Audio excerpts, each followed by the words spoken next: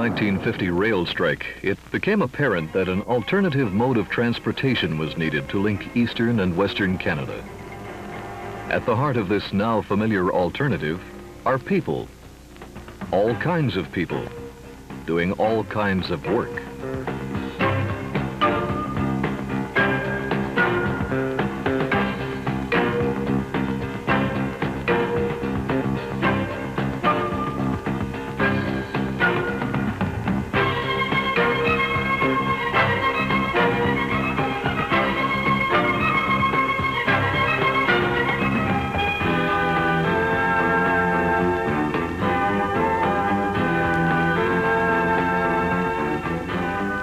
There are over 1,000 of us in the Reimer Express system, serving the needs of industry across Canada.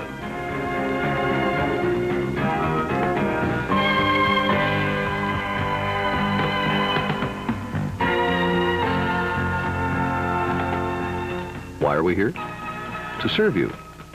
If you make something or distribute something, we're the people who take your product from where it is to where someone needs it. We're the vital link between you and your customer. But we weren't always this size.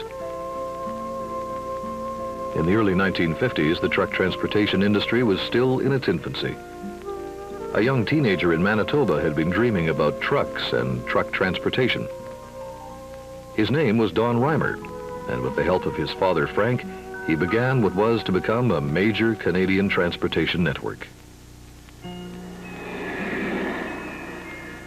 Reimer Express was born in 1952. Initially providing service between Manitoba and southern Ontario. Routes were soon expanded to include northwestern Ontario and Quebec. Later acquisitions extended service to all three prairie provinces. In 1969, the company expanded into British Columbia to provide general freight service between the St. Lawrence and the Pacific. The growing demand for this new kind of personalized freight service soon made the name Reimer synonymous with reliable truck transportation.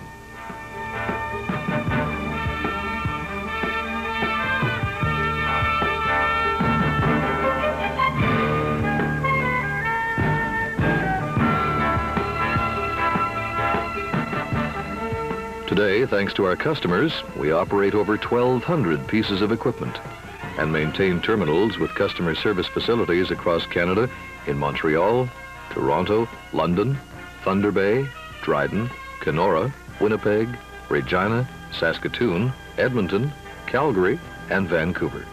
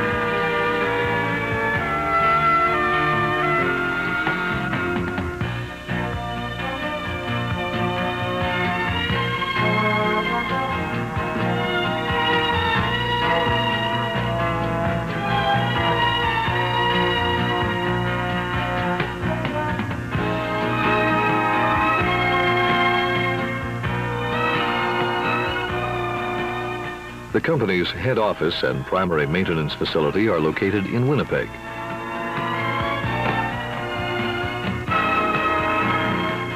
Today, as in 1952, this company is 100% Canadian owned and still managed by the family that owns it. Donald Reimer, whose dream has become a reality, is our president and chief executive officer.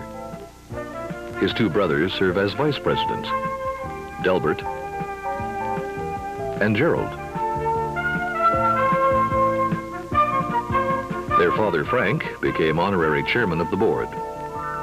This executive group also includes Alec Mowat, Vice President Freight Operations, and Doug Hindmarsh, Vice President Transportation and Maintenance.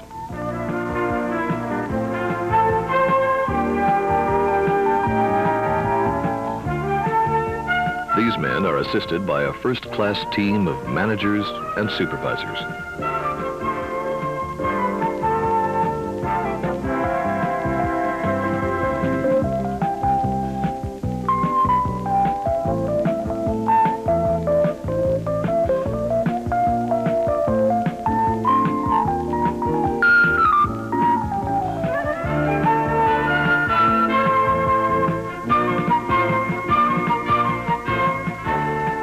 At Reimer Express, business decisions are not made in some far-off foreign city, but right here in Canada, where the action is. Experienced and reliable people, rather than buildings and equipment, are considered to be the company's main asset. However, modern buildings and equipment are important tools in the hands of motivated people.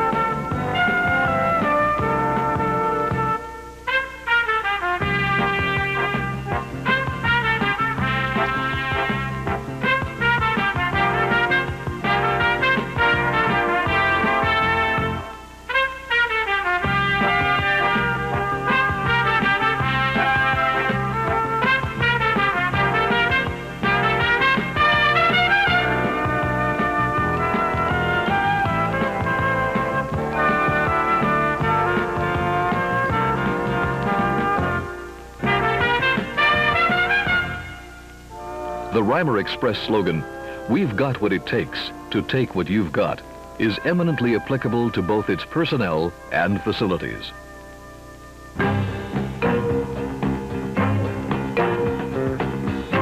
Today, Reimer Express vehicles each year operate the approximate equivalent of 1,400 times around the world, or 70 round trips to the moon. The freight handled by the company annually would fill a warehouse approximately 40 feet wide, stacked to a height of 10 feet and 40 miles long. This is a lot of freight and a great deal of responsibility. The people at Reimer Express take this responsibility seriously. We enjoyed the challenge of handling the transportation requirements of Canadian industry and would like to serve you.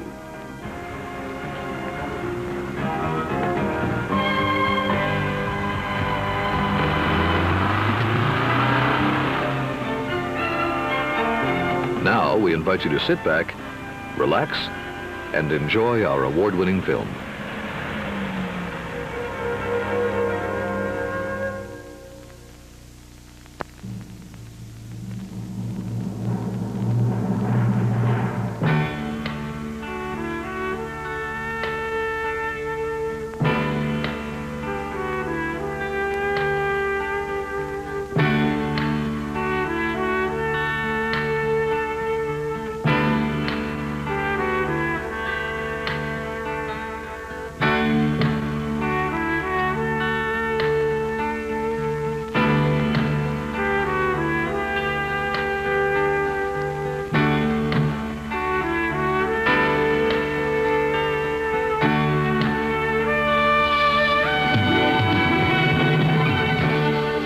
The way things get around.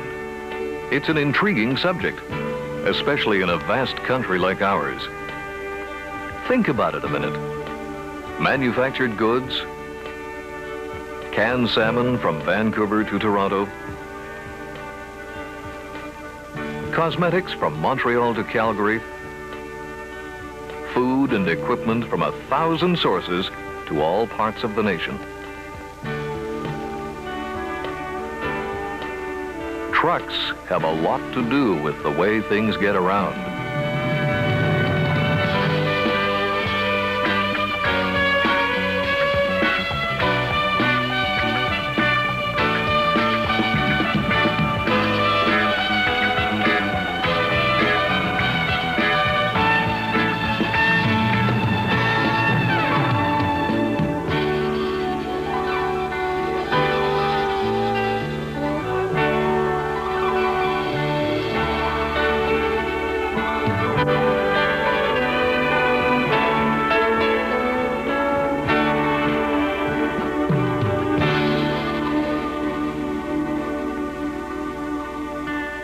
While the truck driver plays a major part in this important industry, there's much more to it. And that's where I came in, off to explore the country. Off to learn how things move, and where and when, and who's behind it all. I'd like you to come along. I started my journey in Montreal, with its charming blend of the modern and the historic.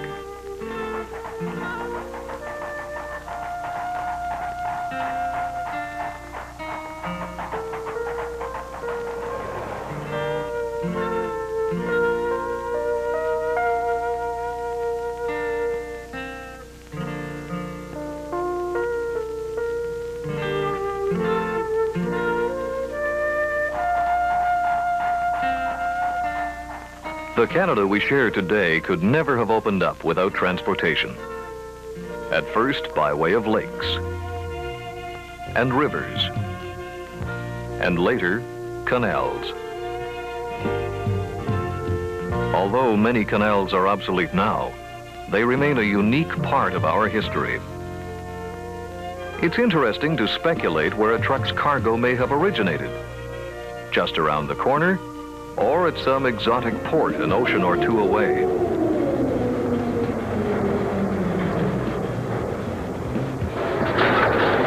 Transportation is a global business.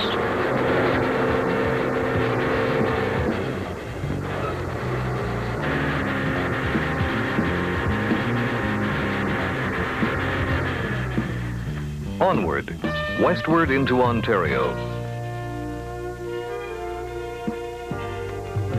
Canals and ships are bigger now, but then so is the volume of deep-sea trade they bring to places like Toronto and other cities on the Great Lakes. But of course it took more than marine transport to make Toronto the metropolis it is today.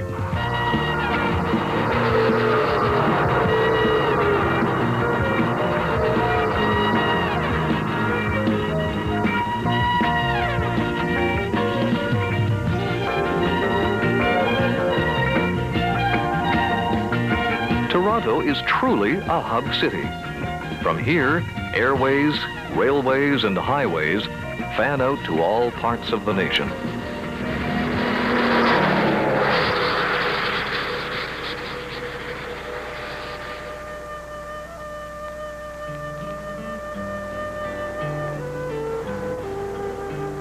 We travel through Ontario's magnificent autumn colors much faster than the early pioneers who pushed their way northward. But the enchantment of taking things a little slower is still there for those who choose it. As settlement penetrated the Great Central Plains, overland travel increased. Few of us would want to entrust any merchandise to a Red River cart. Yet these stalwart, slow-moving vehicles were the early counterpart to our powerful, modern diesel trucks.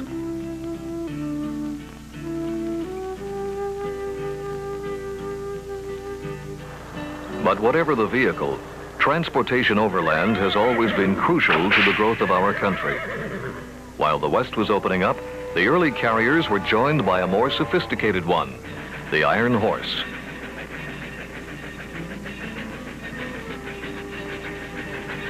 Overland freight hauling became the new nation's lifeline, and the prairies were soon on their way to becoming Canada's breadbasket.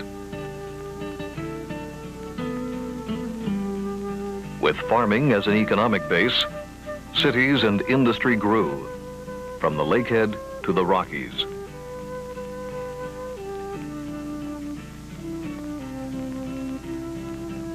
While pioneer days became memories, highways and roads through the prairie provinces became a great overland distribution network. Today, trucking is really the only mode of transportation that provides service to almost every city, town, and remote corner of the land.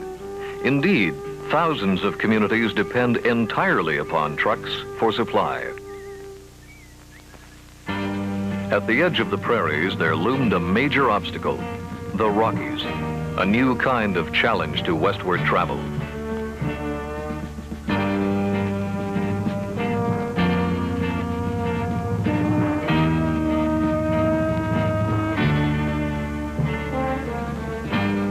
early traders could never have imagined how successfully this challenge would one day be met.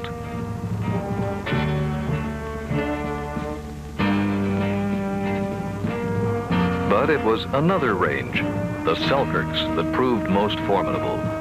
Still unyielding like some massive fortification, they resisted breakthrough long after several passes through the Rockies were in regular use.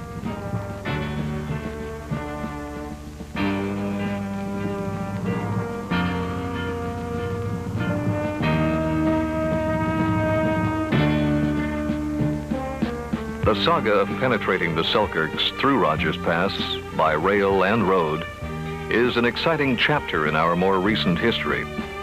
And it is ongoing drama. In fact, I made a special winter visit to see the action firsthand. This research station, far above the highway, is one of several units in an elaborate avalanche control system, and an unbroken vigil is kept here by a highly trained crew.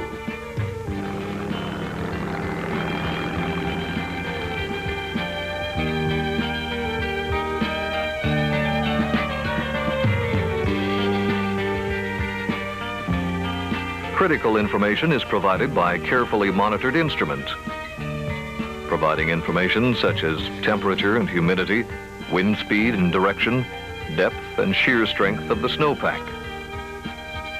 This information is reported by radio to the team of analysts at Rogers Pass, 10 miles to the east. Avalanches are born high on these forbidding peaks. Under certain conditions, they can be triggered by the air vibrations from an exploding shell.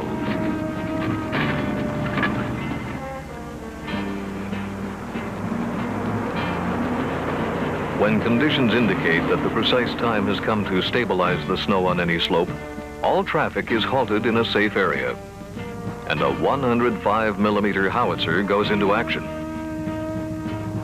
Closures are usually less than 2 hours, and seasoned drivers are gratefully aware that the only alternative would be an all-winter closure while nature took its course.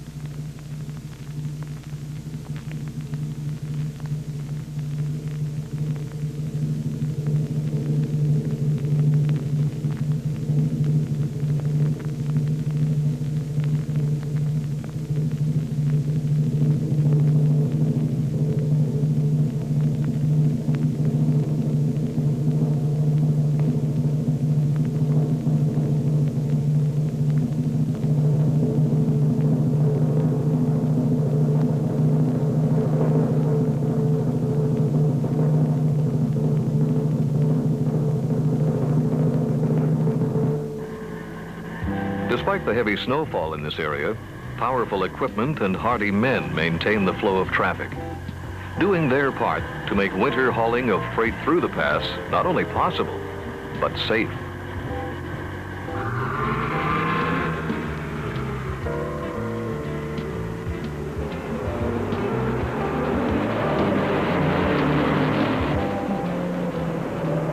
Winter across Canada strikes many moods.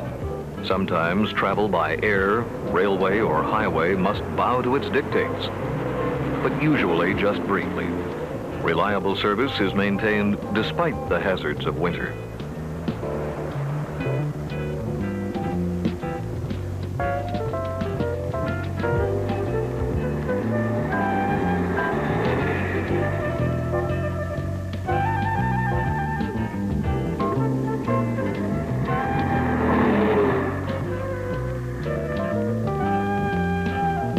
I paid a final visit to this monument at the Rogers Pass summit, which marks the completion of this modern trail through the British Columbia Mountains, now providing a direct route for highway transport to the Pacific.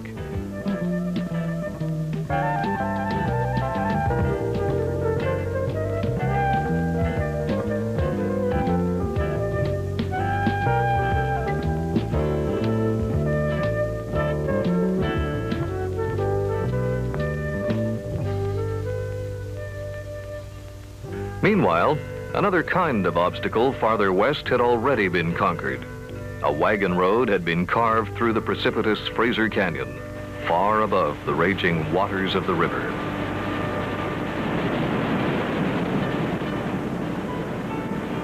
"1907 saw the arrival of the first automobile, and trucks were soon replacing the horse-drawn freight wagons.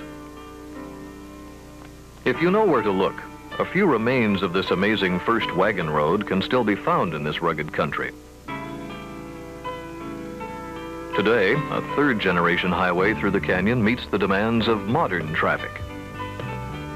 It's interesting to learn, as I did, that a significant portion of the cost of highway development is paid for by various taxes levied on trucking companies. In fact, many millions of dollars from this industry go into the highways we all use.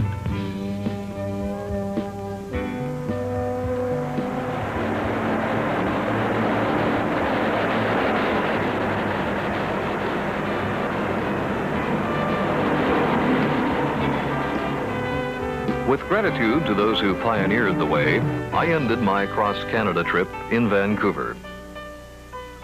To reach the actual terminus of the Trans-Canada Highway, I could have gone by ferry to Vancouver Island. But it was time to head eastward and get down to details on today's highly specialized trucking industry. And so, back to Winnipeg for a look behind the scenes. Here at the headquarters of one of Canada's leading motor transport companies, I was in for some eye-opening surprises. President Diaz Reimer showed me around, and any lingering ideas about trucking of the past were quickly dispelled. So, how do things get around? We'll look at it in stages. The city dispatcher symbolizes the unique availability of truck service. He's as near to the shipper as the telephone, almost as near as a city pickup truck, which is dispatched by radio, setting in motion a complex chain of events that expedites goods from wherever they are to anywhere. Pickup trucks converge on the city terminal, where the flow continues uninterrupted. In larger terminals, an automated tow conveyor speeds the transfer of freight from city pickup to highway trailer, sorting it according to destination. This particular loading dock can accommodate 67 vehicles simultaneously. A reputable company takes pride in being able to move any kind of goods with care and is equipped to handle almost anything. Which reminds me of this company's slogan: "We've got what it takes to take what you've got." As loads from all parts of the country are completed, they're carefully checked by a supervisor. For larger shipments, a highway trailer may be dispatched to the shipper, providing door-to-door service without intermediate handling. This is only one reason why there are over 14,000 trucking companies in Canada, operating more than 150,000 pieces of equipment. As soon as loading is completed, the action spreads to other departments. From initial call to final delivery, skilled personnel and modern equipment team up to maintain the high level of efficiency that characterizes today's trucking industry. In getting goods quickly to market, manufacturers and wholesalers are able to take advantage of sophisticated electronic tools by engaging the services of a progressive trucking company.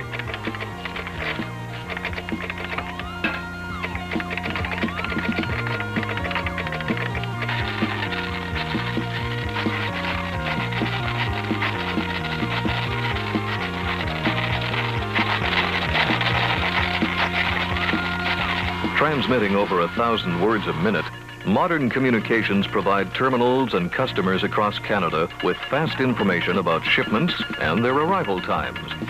The Central Highway Dispatch Office regulates the movement of highway equipment between origin and destination terminals. These days, everyone's in a hurry. And trucking is geared to give fast service, but within those limits, assuring dependability. Behind reliable service, there are technical skills and well-equipped maintenance facilities. This company's main shop services many tractors, trailers, and refrigeration units simultaneously. In this way, regular schedules can be maintained the year round, and customers can rely on prompt delivery. And what about the man who actually operates the highway unit? The driver belongs to a team of professionals and begins any long haul secure in the knowledge that he's backed by modern equipment and expertise. He knows driving and driving conditions. He knows his equipment and how to achieve the maximum results with it. He's on the road in any season of the year and all kinds of weather. He may be, and often is, on the road at any time of night or day. While customers sleep, he guides their goods through the hours of darkness into early dawn. I pass my friends in the night, say hello with my headlights. It's in my blood, I can't work 9 to 5. I've been on the road so long, sure want to get home. But I haul the goods to keep this land alive. Been in our biggest cities, but I don't stay very long. Just put her in the big hole, let her roll. I carry almost anything from steers to mirrors to piston rings. Easy does it, and I'll keep my status quo. I pass my friends in the night, say hello with my headlights. It's in my blood, I can't work 9 to 5.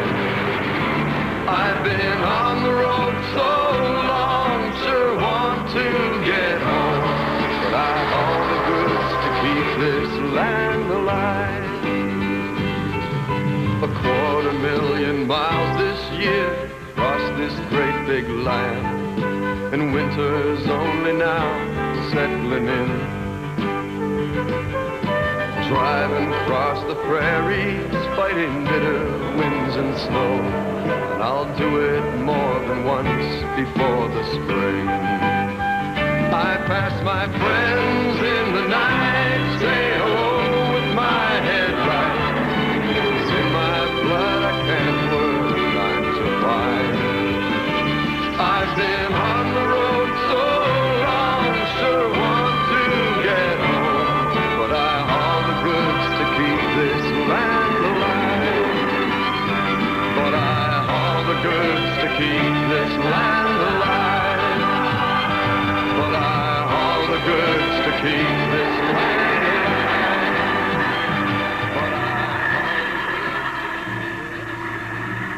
alive. His services are available wherever there's a road. Really, almost any kind of road, from countryside roads to city streets. This offers a degree of flexibility unsurpassed in the transportation industry.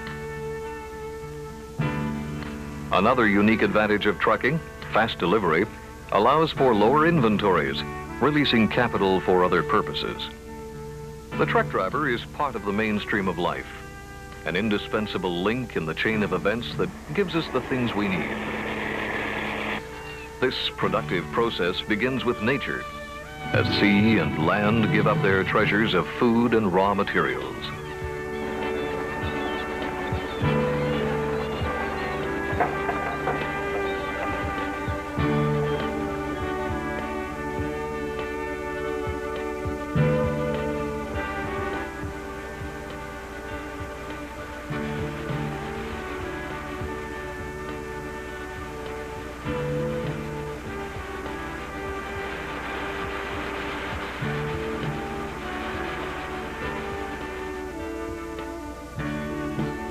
Thousands of trucks every day distribute these basic materials to factories from coast to coast. So significant has been the growth of truck transportation that proximity to highways is a primary consideration in the choice of new industrial sites for many companies. And then there are finished products to be delivered. Some of these go to other branches of industry. Many come into our homes. Everything from furnaces to paring knives.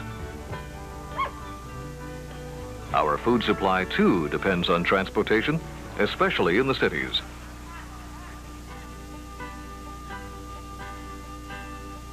A city may produce some food, a bit of fruit and vegetables from the garden, or fish from the harbor. Most urban dwellers depend almost entirely on food that is brought in, usually by truck. Great fleets of trucks daily supply our city's markets, corner grocery stores, restaurants, and supermarkets. Thinking of food, I was surprised to find how often trucks are needed to bring us our meat supply. To trace this one item from its source, I had to go a step past the cattle ranch right to the farmer who grows the feed. A truck had already been on the scene to deliver needed equipment.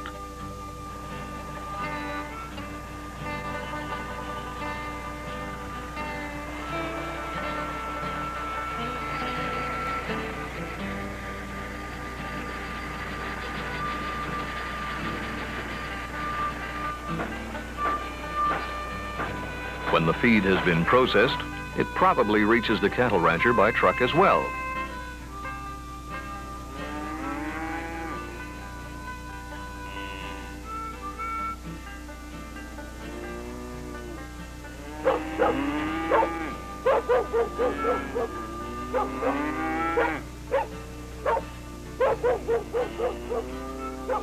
Because of its versatility and mobility, a truck is again called into service, this time for the transport of live cattle.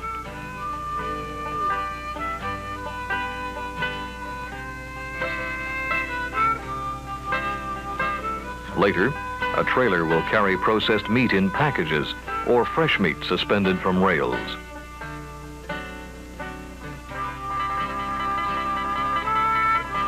Special equipment maintains constant temperatures as required. The same unit can provide refrigeration in the heat of summer and protect goods from frost in the dead of winter. From farm to store counter, trucking plays an indispensable role in putting meat onto our tables. And not only meat, the staggering tonnage of food and merchandise required across our country must be kept in constant flow from producer to consumer, because nearly everything we eat, wear, or use is brought to us by truck, all or part of the way. The value of a reputable trucking company to the manufacturer, wholesaler, and retailer had become obvious during my exploration. And now, as I concluded, an even bigger fact of life became evident: the importance of the trucking industry, not only in the business sector, but in the life of every Canadian. Perhaps you'll think about it next time you pass a transport truck on the highway. You may even want to wave hello. The weather's looking fine. Just listen to that hum. Through rugged mountain valleys, heading home. The wife and kids are waiting just down that center strip. But just a day or two, and once more I roam. I pass my friends in the night, say hello with my headlights. Say my blood, I can't work 9 to 5. I've been